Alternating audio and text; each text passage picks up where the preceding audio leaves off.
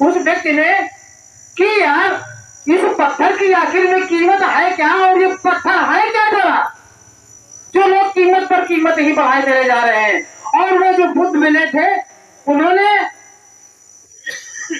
ये भी कह दिया था कि इसको बेचना नहीं। अब वो पत्थर को लेकर के उसी बुद्ध के पास में जाते हैं और कहते हैं, वो दुखी व्यक्ति बुद्ध से बोला, हे प्रभु, ये पत्थर की कीमत पूरी कोई दे ही नहीं पा रहा है, और वो जितनी कीमत लगाता वो कह रहा है इससे और भी ज्यादा है। तो बुद्ध ने पता क्या था, ये जो आप बैठे हुए हैं ये एक वो अनमोल हीरे का बोट है आपके पास में, वो आप लोग अनमोल रत्न हैं। आप लोग जिसको चाहेंगे उसको अपना राजा बना देंगे। बहुत बढ़िया।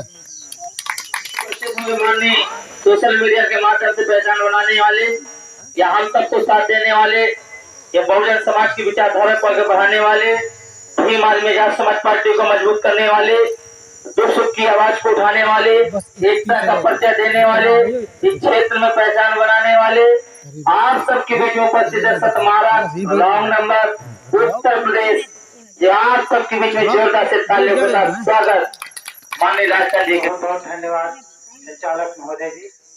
और सबसे पहले बोधिसत्व डॉक्टर भीमराव अंबेडकर और तथागत गौतम बुद्ध जी के चरणों में श्रद्धा सुमन अर्पित करते हुए मंच पर उपस्थित सभी विद्वान महान पुरुष, माताएं, बहनें, मातृशक्तियां, हम सभी को नमन करते हुए मैं आप लोगों से एक ये बात कहना चाहूंगा कि जैसे कि अभी हमारे वक्ताओं के द्वारा आप लोगों ने सुना कि हमें वोट करना है, और मैं भी कहता हूं कि वोट करना है, और आप लोगों के मन में भी चल रहा है कि मुझे किसी न किसी को वोट करना है। अब आप लोगों को अगर वोट की कीमत मालूम है तो इस पर विचार करके आप वोट करेंगे। आपको अपने वोट की कीमत पता है? नहीं पता। आप इस बात को समझिए कि आप लोगों के लिए समझना बहुत जरूरी है, क्योंकि कभी कभी व्यक्ति बहकावे में बहकता है। और जहां तक मेरी आवाज जा रही है, मैं सभी से ये कहना चाहूंगा कि थोड़ी बात मेरी ध्यान से सुन लीजिएगा। एक व्यक्ति रास्ते पर खड़ा हुआ था, एक छोटी सी कहानी है। एक व्यक्ति रास्ते पर खड़ा हुआ था, बड़ा मायूस था, रोज ऐसा रहा था। अब वहां से एक कोई संत निकलते हैं, बुद्ध निकलते हैं, तो उन्होंने पूछा, भैया आप इतना दुखी क्यों हैं? तो वो बोला कि मेरे ऊपर संकटों का बोझ है, मैं इतना परेशान हूँ, मैं इतना दुखी हूँ, लोग मुझे कोई अच्छा कहने वाला मिलता ही नहीं। जहाँ जाता हूँ लोग मेरा मान अपमान करते हैं, मेरी प्रतिष्ठा पर दाग लगाते हैं, मैं आखिर में करूँ तो क्या? अब वो खुद जो उनके पास में खड़े हुए थे, उन्होंने कहा तुम्हें तुम्हारी कीमत नहीं पता, आपको आपकी कीमत नहीं पता, इसलिए आप दुखी हो रहे हैं। उन्होंने एक अपनी जेब से पत्थर निकाला और पत्थर निकाल करके उस पुरुष को दिया जो दुखी खड़ा हुआ था, और उससे कहा कि आपको अपनी कीमत नहीं पता, आप इस पत्थर को लेकर के जाइए और देखो, इस पत्थर को बेचना नहीं और इसकी केवल कीमत जान लेना। तो वो वहां से वो पत्थर लेकर के चलता है, एक आम का ठेला लगाए हुए था, आम वाले के पास में जाता है, कहता है भैया ये मेरे पास में एक पत्थर है, क्या आप इसको खरीद सकते हैं? अगर खरीद सकते हैं तो कितने का? पत्थर वाला को देख करके वो आम वाला होशियार था, वो पहचान गया कि ये कोई कीमती धातु है। अब वो पत्थर को लेकर के कहता है भैया इसका मैं 10 किलो आम आपको दे सकता हूँ, इससे ज्यादा नहीं। तो बोला ठीक है भैया, फिर हम आपको नहीं दे पाएंगे। और वो पत्थर लेकर के और आगे बढ़ता है, एक सब्जी वाले की दुकान पर पहुंचता है, सब्जी वाले से कहता है भैया क्या आप ये मेरा पत्थर ले सकते हैं? अगर ले सकते हैं तो कितने का? उसने उस पत्थर को हाथ में लिया, बोला भैया मैं आपको इसका 1 बोरी आलू दे सकता हूँ, इससे ज्यादा मैं नहीं दे सकता। यही करते करते उसको पूरा सारा दिन हो गया। जब शाम का वक्त आया तो उसने सोचा कि हम किसी सुनार के पास में जाते हैं।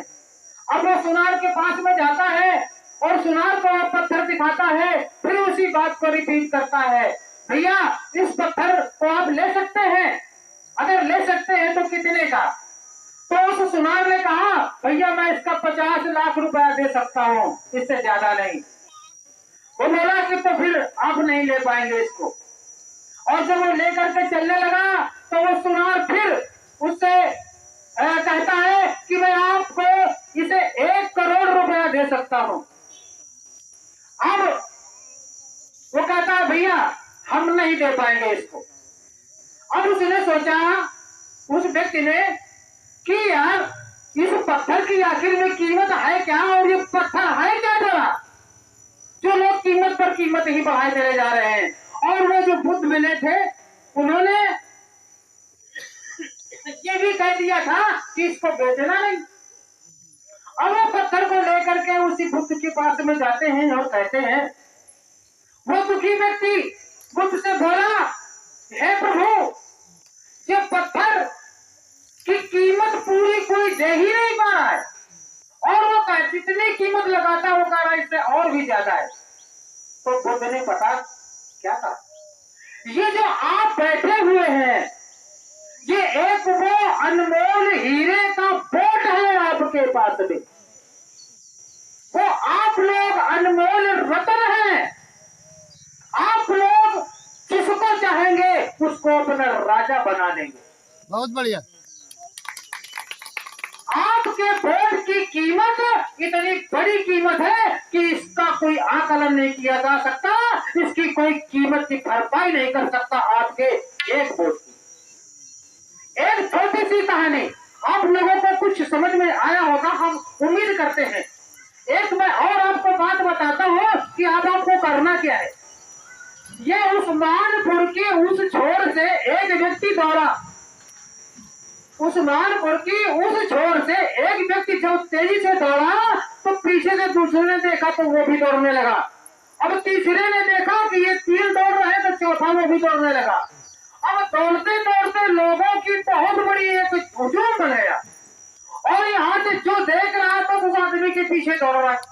अब वो दौड़ते दौड़ते इधर को मुड़ा, और जब क्या कहते हैं मया का परवा, मया का परवा क्रॉस कर गया तो मया के परवा के लोगों ने देखा यार इतने सारे लोग दौड़ रहे हैं तो हम भी दौड़ते। अब मया का परवा और उस्मानपुर के लोग हजारों की भीड़ पीछे से दौड़ने लगी। अब जब हम वहां पहुंचे तो वहां में डॉक्टर साहब मिल गए, बोले ए भैया रुको रुको यार, तुम क्या दौड़ रहे हो, दौड़ने का कारण क्या है? बोले भैया हमने अरविंद जी को देखा था तो हम भी दौड़ने लगे। अब अरविंद जी बोले भैया आपने किसको देखा था? बोले मैं अरविंद जी को देखा था तो मैं दौड़ने लगा। अरे भाई हम किसी को देख ही तू ना, हम कोई भी काम करेंगे तो फेल हो जाएंगे। हमें दौड़ने से पहले ये विचार कर लेना चाहिए कि आखिर हम दौड़े तो क्यों, दौड़ने के पीछे कारण क्या है। आज हमारे घाटमपुर क्षेत्र में ही नहीं पूरे देश में हाहाकार मची।